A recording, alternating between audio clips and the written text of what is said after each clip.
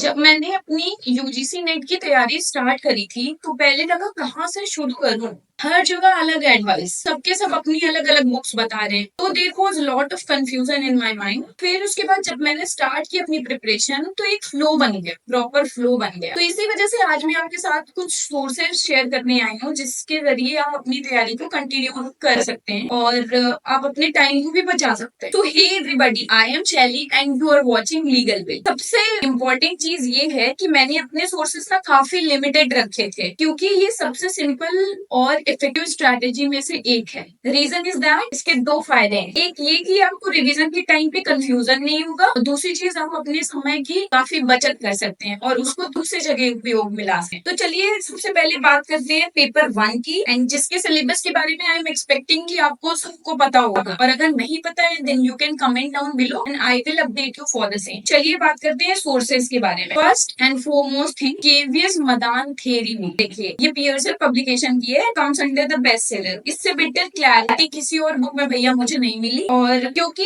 ये simple language में है और इसके कॉन्सेप्ट्स जो है ना बहुत ही सॉलिड है। आपको सबने बताया होगा कि केवीएस मदान काफी अच्छी किताब है। तो ये थ्योरी बुक हो गई, लेकिन एक सोर्स जिसके बारे में आपको शायद ही पता हो, दैट इज केवीएस मदान की प्रीवियस ईयर क्वेश्चन बुक। ये पहले पेपर के बारे में ही मैं बात कर रही हूँ। तो इसमें सबसे अच्छी चीज जो मुझे लगी वो ये है कि इसमें एक्सप्लेनेशन जो दिए हैं ना क्वेश्चन के, उन एक्सप्लेनेशन से कई आप कॉन्सेप्ट समझ में आ सके हैं। अगर आप अपने एक्सप्लेनेशन को पढ़ रहे हो, क्वेश्चन के आंसर जो दिए गए उनमें एक्सप्लेनेशन दिया गया है, तो उसमें से आप कई कॉन्सेप्ट को समझ सके हैं। तो ये बहुत ही अच्छी बुक है। This is an amazing book I can say. ये हो गया दूसरी सोर्स, ये हो गया। तीसरा सोर्स मेरे कुछ यूट्यूब चैनल्स थे। देखिए मैंने कभी कोचिंग नहीं ली, मैंने ऐसी ही सोर्सेज अपने खुद से, खुद के एक्सपीरियंस से मैं बता रही हूँ। तो कुछ यूट्यूब चैनल्स हैं। मैं फर्स्ट पेपर के लिए रेकमेंड करूंगी कि कुमार भारत सर हैं, उनका चैनल है। दूसरे चैनल्स भी हैं जैसे अड्डा 24/7 में। आप अपने एजुकेटर के हिसाब से जो भी आपको पसंद में आ रहा हो, ठीक है, कॉन्सेप्ट अच्छे लगेंगे, आपको कोई बेटर अंडरस्टैंडिंग देगा, तो आप अपने एजुकेटर्स को वैसे ही चुन लीजिए, वैसे ही आप प्रिपेयर करिए। काफी सारी चीजें अन अकेडमी भी है, यूट्यूब में काफी फ्री सेशंस पड़े हैं, उनको भी आप दे सकते हैं। तो यहाँ पे आपको ना करनी पड़ेगी थोड़ी सी रिसर्च, R&D करिए, उसके बाद आपका हो जाएगा। ये थी बात पेपर 1 की। अब आते हैं पेपर 2, दैट इज लॉ। मेरा तो लॉ सब्जेक्ट था तो उसी के बारे में बात करूंगी। यहाँ गेम थोड़ा सीरियस हो जाता है। तो यहाँ पे सबसे पहला सोर्स था मेरा पास्ट ईयर एनालिसिस। ठीक है, पास्ट ईयर एनालिसिस कर रही है, PYQ को सब्जेक्ट वाइज डिवाइड करके आपको पढ़ना पड़ेगा और आपको समझ आएगा कि कौन से एक्ट से ज्यादा क्वेश्चंस आते हैं। ट्रस्ट मी, क्वेश्चंस ना रिपीट होते हैं। I am saying questions repeat होते हैं, इस वजह से PYQ की एनालिसिस करनी है। फिर दूसरी चीज है बेयर एक्ट पे कमांड। ठीक है, IPC लॉ ऑफ क्राइम्स के लिए आपको IPC और BNS पढ़ना पड़ेगा। तो देखो इन दोनों को कंपैरेटिवली पढ़ो, जैसे कि मैंने पहले भी वीडियोस में बताया है। और BNS का ये कर लो कि जहां जगह में चेंजेस आए हैं ना वो पढ़ सकते हो। आपको स्पिरिट पढ़ लो तो आपका हो जाएगा। जो स्टार्टिंग में अगर यूनिवर्सल की बेयर एक्ट, किसी भी बेयर एक्ट में अगर आप देखेंगे वहाँ पे स्पिरिट बताई गई है, वो कॉन्स्टिट्यूशन, कॉन्ट्रैक्ट, इन सब ना आपको लाइन बाय लाइन पढ़ने हैं, मल्टीपल रीडिंग्स करनी है, तो उसी से क्लैरिटी आएगी। तो बेयर एक्ट पे कमांड लेना जरूरी है, दूसरा सोर्स हो गया। और बुक्स एंड चैनल्स के बारे में बात करते हैं आगे, कौन से यूट्यूब चैनल से आप पढ़ सकते हैं। मेरे लिए देखो YG लॉ, मैं अपने ग्रेजुएशन में भी उससे थोड़ा बहुत देखती थी। ग्रेजुएशन के मेरे पॉइंट्स बने हुए थे कुछ, तो उनसे मदद मिल गई। तो YG लॉ